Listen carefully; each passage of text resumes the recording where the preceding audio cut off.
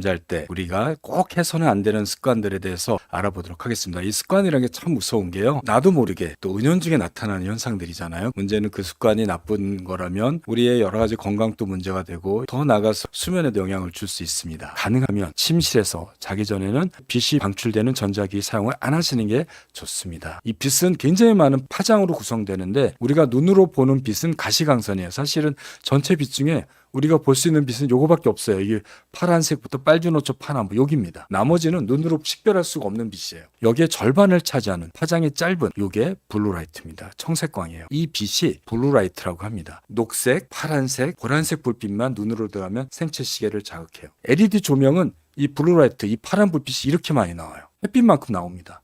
푸른빛을 쬐게 되면 멜라토닌이 억제되는 유리입니다. 위로 올라갈수록 억제가 되는 거예요. 이 푸른빛을 쬐면 멜라토닌이 전혀 안 나옵니다. 형광등, LED 조명, 스마트폰, 텔레비전, 컴퓨터 화면, 태블릿 PC, 전자책 여기에 다 들었습니다. 액정에 들어오는 빛은 햇빛하고 똑같습니다. 밤에 쬐면 어떻게 될까요? 생체 시계가 켜지는 거고 내가 11시에 자는데 그 시간까지 햇빛을 쬐게 되면 12시에 자는 사람이 되지만 내일은 또 그렇게 되면 1시에 자는 사람으로 바뀌는 거예요.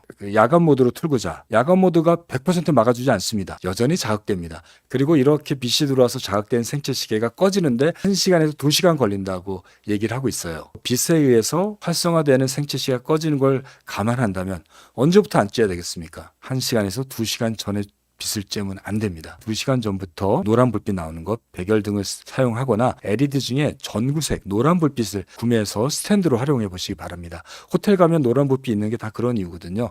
노란색 불빛을 침대 주변에 켜놓거나 거실에 켜놓으시면 그걸로도 많이 차단이 됩니다. 블루라이트 차단 안경이 있어요. 얘 또한 한 최대 70%밖에 차단을 못합니다. 두 번째는 체온이 중요합니다. 방이 추우니까 매트를 아주 뜨끈뜨끈하게 온돌 매트를 깔거나 전기 매트를 깔고 주무시는 분도 있습니다. 따뜻하게 하기 위해서 몸의 긴장을 풀기 위해서 반신욕을 하거나 족욕을 하시는 분도 많습니다. 활동의 특징은 뭘까요? 체온이 올라가게 됩니다. 새벽 4시에 체온이 가장 낮다가 쭉 올라갑니다. 계속 올라가요. 여러분들이 운동을 하든 안 하든 간에요. 잠들기 2-3시간 전에 체온이 뚝 떨어지게 됩니다. 이 체온이 올라갔다가 떨어질 때 멜라토닌이 나옵니다. 체온이 이렇게 높아갈 때는 멜라토닌 분비가 안 됩니다. 운동하게 되면 몸의 체온이 올라가요. 반신욕을 해도 체온이 쭉 올라갑니다. 운동을 열심히 했더니 체온이 떨어지는데 한 3시간 정도 걸려요. 이렇게요. 자기 2시간 전에 운동을 해서 체온이 쫙 높아지면 체온이 낮아지는데 3시간 걸리니까 그동안에는 멜라토닌이 안 나오는 거죠. 생체 시계가 안 꺼지는 겁니다. 체온이 떨어져야 멜라토닌이 나와서 숙면을 취할 수 있는데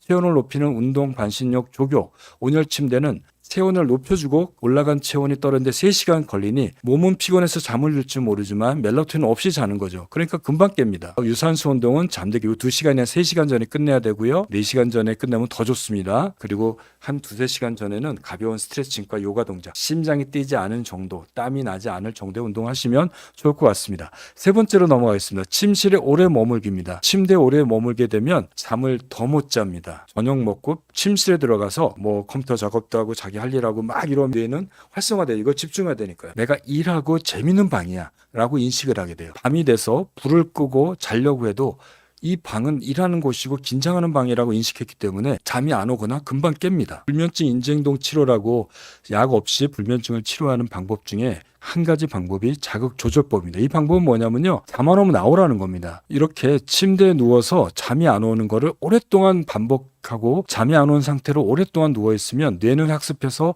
이 방은 깨어있는 방으로 인식한다라는 거죠. 침실에는 내가 자는 시간을 설정하고 그때만 들어가는 겁니다. 기상시간이 정했으면 무조건 나오고요. 잠을 특히 못 자는 분일수록 자고 깨는 시간을 정하고 그 시간 이외에는 절대 방에 들어가면 안 되고 누워있으면 안 됩니다. 자, 방에 들어갔는데 20-30분 동안에 잠이 안 와요. 이러면 뇌가 학습이 시작되는 거예요. 주변을 두리번거리면서 여기가 긴장하는 방으로 이해합니다. 20분 안에 잠이 안 오면 누워서 복식, 호흡, 점진적 근육이완법, 바디 이미지법, 마음 챙김법이 있는데요. 이걸 누워서 한 20분 해보세요. 20분 안에 잠이 안 오면 거실에서 나가는 겁니다. 소파나 빈 방에 조용히 앉아서 조명은 노란 불빛 켜놓고 책을 보거나 음악 듣거나 복식 호흡하거나 스트레칭 하면서 잠 올 때까지 기다렸다가 졸리면 방에 들어가는 겁니다. 졸릴 때만 방에 들어가고 그 졸리는 시간이 내가 잘 시간을 설정한 시간 이후에 들어가는 겁니다. 마지막입니다. 야식 먹기입니다.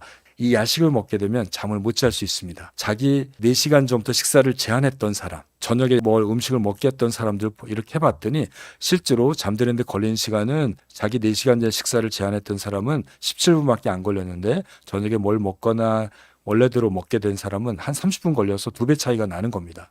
깊은 수면의 양도 자기 전에 야식을 안 먹은 사람이 훨씬 더 깊은 잠을 많이 잔다는 거죠.